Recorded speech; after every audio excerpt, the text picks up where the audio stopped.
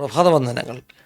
Morning ഡ്യൂവിൻ്റെ ഒരു പുതിയ സെഷനിലേക്ക് എല്ലാവരെയും സ്വാഗതം ചെയ്യുകയാണ്. ദൈവത്തിൻ്റെ വചനം പ്രഭാതത്തിൽ പെയ്തിറങ്ങുന്ന മഞ്ഞ് പോലെ.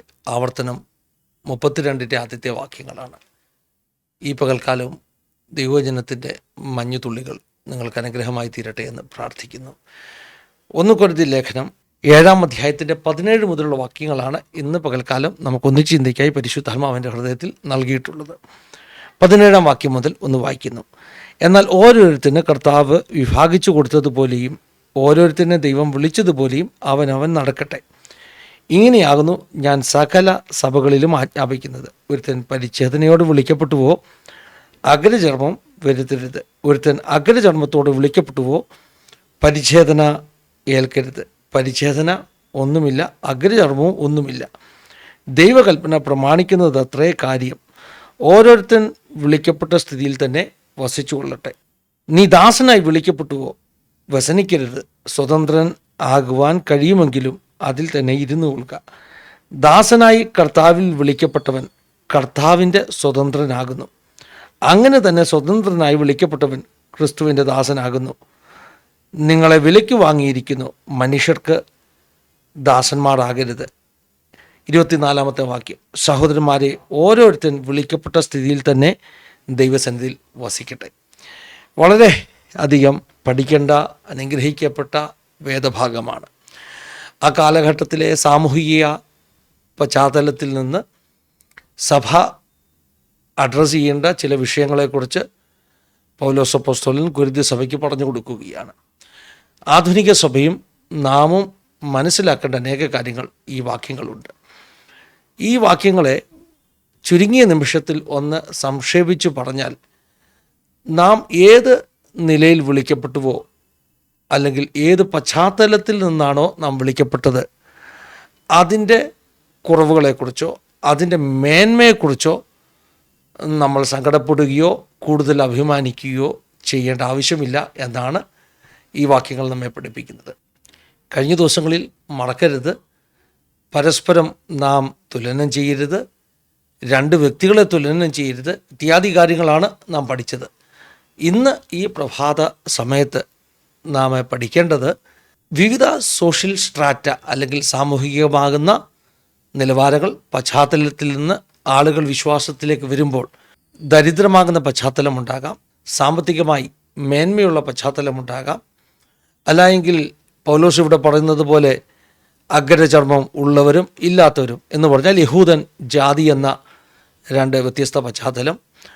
അതുപോലെ തന്നെ പൗലോസ് പറയുകയാണ് ദാസൻ സ്വതന്ത്രൻ എന്ന് പറയുമ്പോൾ ആ കാലഘട്ടത്തിൽ സ്ലേവ് സിസ്റ്റം ഉള്ള കാലഘട്ടമാണ്. അനേകർ ദാസന്മാരായിട്ടുള്ളവർ ദൈവസഭയിലേക്ക് കടന്നു വരുമ്പോൾ സ്വതന്ത്രരായ ആളുകളുണ്ട്, യജമാനന്മാരുണ്ട്. അവർ ദൈവസഭയിലേക്ക് കടന്നു വരുമ്പോൾ ഇതിനകത്ത് എങ്ങനെയാണ് ഇത്തരത്തിലുള്ള ആളുകൾ, പല സോഷ്യൽ സ്ട്രാറ്റയിലുള്ള ആളുകൾ ദൈവസഭയിലേക്ക് കടന്നു വരുമ്പോൾ അവരുടെ മനസ്സിലുണ്ടാകേണ്ട ചിന്ത എന്താണെന്നാണ് പൗലോസ് ഇവിടെ പറഞ്ഞു തരുന്നത്. അവരെക്കുറിച്ച് നാം എന്ത് ചിന്തിക്കണം എന്നല്ല, അവരുടെ മനസ്സിലുണ്ടാകേണ്ട ചിന്ത.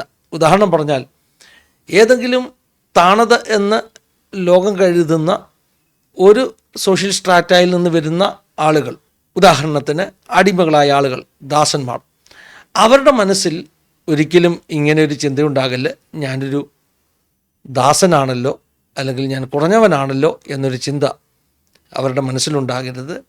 ദരിദ്രനായ ഒരു വ്യക്തി ദൈവസന്നിധിയിലേക്ക് കടന്നു വരുമ്പോൾ തൻ്റെ ദാരിദ്ര്യം തൻ്റെ ആത്മീയ ജീവിതത്തിൽ തൻ്റെ ഒരു പരാജയത്തിൻ്റെ ലക്ഷണമാണെന്നോ അല്ലെങ്കിൽ അങ്ങനെ ദാരിദ്ര്യം കൊണ്ടുണ്ടാകുന്ന ഒരു അപകർഷതാബോധം, ദാരിദ്ര്യമാകട്ടെ അല്ലെങ്കിൽ ഈ പറഞ്ഞതുപോലെ അടിമകളായിട്ടുള്ള ആളുകൾ ദാസന്മാരായിട്ടുള്ള ഒരു അപകർഷത ബോധമാകട്ടെ, അല്ലെങ്കിൽ അഗ്രചർമ്മമോ പരിച്ഛേദനയോ എന്ന് പറയുന്ന ജാതി ചിന്ത കൊണ്ടുള്ള ഒരു അപകർഷതാ ബോധമാകട്ടെ, ഇതൊന്നും ഒരു ദൈവവൈതലിൻ്റെ ഉള്ളിൽ ഉണ്ടാകണ്ട എന്നാണ് പൗലോസ് പറയുന്നത്.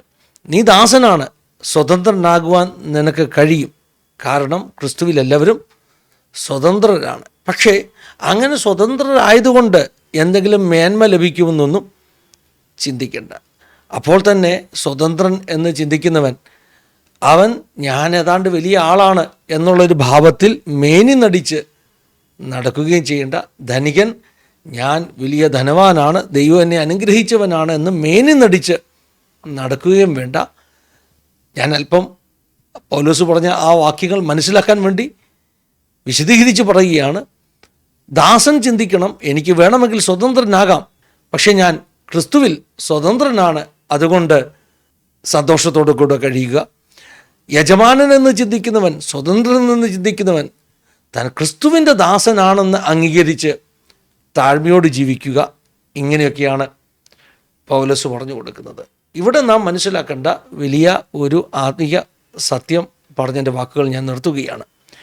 നമ്മെ ഓരോരുത്തരെയും ദൈവം ഭൂമിയിൽ ആക്കുന്നത് വ്യത്യസ്തമാകുന്ന സാമൂഹിക പശ്ചാത്തലങ്ങളിലാണ്. ഉദാഹരണത്തിന് പിന്നെ ഞാൻ ആവർത്തിക്കട്ടെ, പാവപ്പെട്ട വ്യക്തി, ആ പാവപ്പെട്ട വ്യക്തി ഒരിക്കലും നിരാശനാകേണ്ട കാര്യമില്ല. ദൈവം എന്തുകൊണ്ട് എന്നെ ഇവിടെ ആക്കിയിരിക്കുന്നു. മറ്റൊരു വ്യക്തി, അദ്ദേഹം സാക്ഷ്യം പറയുന്നു, ദൈവം എന്നെ അനുഗ്രഹിച്ചു, എനിക്കിന്ന് വലിയ സമ്പത്തുണ്ട്. അപ്പോൾ അത് കേൾക്കുമ്പോൾ ഇന്ന് ഈ പറയുന്ന ഭൗതിക നന്മകളൊന്നുമില്ലാതെ ജീവിക്കുന്നവർ ഒരു അപകർഷതാബോധത്തിലേക്ക് പോകണ്ട.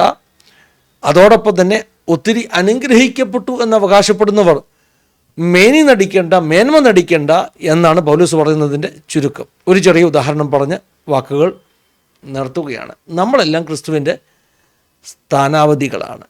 സ്ഥാനാപതികൾ എന്ന് പറയുമ്പോൾ അംബാസിഡേഴ്സ്. നമുക്കറിയില്ലേ, നമ്മുടെ രാജ്യത്തിന് എല്ലാ രാജ്യങ്ങളിലേക്കും അയക്കുന്ന അംബാസിഡേഴ്സ് ഉണ്ട്. ചില രാജ്യങ്ങൾ വളരെ സേഫായിട്ടുള്ള രാജ്യങ്ങളാണ്. എല്ലാ അംബാസിഡേഴ്സിൻ്റെയും ആഗ്രഹം ഏറ്റവും സേഫായ, ഏറ്റവും ഡെവലപ്ഡായിട്ടുള്ള രാജ്യത്തിൽ അവർക്ക് പോകണമെന്നുള്ളതാണ്. ഏത് രാജ്യത്തിൽ പോയാലും അവരുടെ രാജ്യത്തെയാണ് അവർ പ്രതിനിധീകരിക്കുന്നത്. പക്ഷേ ആഗ്രഹം എന്താണ്? ഏറ്റവും സുഖ സൗകര്യങ്ങളുള്ള, മോഡേണായ, ഏറ്റവും അധികം ഡെവലപ്ഡായിട്ടുള്ള, ഏറ്റവും സേഫായിട്ടുള്ള രാജ്യത്ത് പോകണം. പ്രശ്നമൊന്നുമുള്ള രാജ്യത്ത് പോകുവാൻ ഒരു അംബാസഡറിനും ആഗ്രഹമില്ല. പക്ഷേ ഇന്ത്യ ഒരു അംബാസഡറെ അയക്കുമ്പോൾ ചിലപ്പോൾ ഇന്ത്യയുമായി ശത്രുതയുള്ള ഏതെങ്കിലും ഒരു രാജ്യത്താണ് ആ അംബാസഡറെ അയക്കുന്നതെങ്കിൽ, അല്ലെങ്കിൽ യുദ്ധം കൊടുമ്പിരി കൊണ്ട ഒരു ദേശത്താണ് ആ അംബാസഡറിന് പാർക്കേണ്ടി വന്നതെങ്കിൽ, ഉള്ളിൽ അദ്ദേഹത്തിന് വലിയ സന്തോഷമൊന്നുമില്ലെങ്കിലും തൻ്റെ രാജ്യത്തെ പ്രതിനിധീകരിക്കുന്ന വ്യക്തി എന്ന നിലയിൽ രാജ്യം എവിടേക്ക് അയച്ചാലും അദ്ദേഹത്തിന് പോയേ പറ്റത്തുള്ളൂ. ഇതുപോലെയാണ് വിശ്വാസ ജീവിതത്തിൽ ദൈവം നമ്മളിൽ ചിലരെ അംബാസഡർമാരായി അയക്കുമ്പോൾ ഒരു പക്ഷേ ഒരു ദാസനെ പോലെ, ഒരു പാവപ്പെട്ടവനെ പോലെ ജീവിതത്തിൻ്റെ സാമൂഹിക പശ്ചാത്തലത്തിലെ സോഷ്യൽ സ്ട്രാറ്റയിലെ ഒരു പക്ഷേ താണതെന്ന് ലോകം ചിന്തിക്കുന്ന ഒരു മേഖലയിലേക്കായിരിക്കാം നമ്മെ വിളിച്ചിരിക്കുന്നത്. അവിടെ നിയോഗിക്കപ്പെട്ട വ്യക്തിക്ക് ആ സോഷ്യൽ സ്ട്രാറ്റയിൽ വിശ്വസ്തമായി കർത്താവിൻ്റെ വിളി തന്നെക്കുറിച്ച് അതാണെന്ന് മനസ്സിലാക്കി അവിടെ നിന്ന് ഓടി ഒളിച്ച് മറ്റൊരു സാമൂഹിക നിലവാരത്തിലേക്ക് കുടിയേറുവാൻ വെമ്പൽ കൊള്ളാതെ വിശ്വസ്തമായി ഏൽപ്പിച്ചിടത്ത് വിശ്വസ്തയോടുകൂടെ നിൽക്കുക, ആ വിളിക്ക് വേണ്ടി നിൽക്കുക. ഇതാണ് പൗലോസിന് കൊരിന്ത് സഭയോട് പറയാനുള്ളത്. കൊരിന്ത് സഭയോട് മാത്രമല്ല, മറ്റെല്ലാ സഭകളോടും ഞങ്ങൾ ഇത് തന്നെ പറയുന്നു എന്ന് പൗലോസ് പറയുന്നു. നിങ്ങളെ എവിടെയാണോ ക്രിസ്തുവിൻ്റെ സ്ഥാനാപതിയായി വിളിച്ചിരിക്കുന്നത്, ഒരുപക്ഷെ രാജ്യത്തെ എതിർക്കുന്ന, ശത്രു രാജ്യത്ത് നിൽക്കുന്ന സ്ഥാനാപതി, അവന് ഒത്തിരി പ്രതികൂലങ്ങളുണ്ട്. മറ്റ് ഒരു സ്ഥാനാപതി അവൻ നിൽക്കുന്നത് വളരെ ഫ്രണ്ട്ലി ആയിട്ടുള്ള ഒരു രാജ്യത്തായിരിക്കും. അവന് അവിടെ വലിയ പ്രശ്നമൊന്നും കാണുകയില്ല. രണ്ടുപേരും രാജ്യത്തെയാണ് പ്രതിനിധീകരിക്കുന്നത്, രണ്ടുപേരും രാജാവിൻ്റെ ഡ്യൂട്ടിയാണ് ചെയ്യുന്നത്. അതുകൊണ്ട് നിരാശപ്പെടേണ്ട ആവശ്യമില്ല. നിങ്ങൾ നിൽക്കുന്ന സോഷ്യൽ സ്ട്രാറ്റ എന്തെങ്കിലും താണതാണെന്നുള്ള അപകർഷതാബോധം വേണ്ട. ഇനിയും നിങ്ങൾ വലിയ കൂടിയ ജാതിയാണെന്നോ, ധനികനാണെന്നോ, സ്വതന്ത്രനാണെന്നോ ഒന്നുമുള്ള മേനി നടിക്കേണ്ട. ഏൽപ്പിച്ചെടുത്ത് വിശ്വസ്തമായി കർത്താവിൻ്റെ സ്ഥാനാപതിയായിരിക്കുക. ദൈവം നമ്മെ സഹായിക്കട്ടെ, അനുഗ്രഹിക്കട്ടെ. Have A wonderful day. God bless you.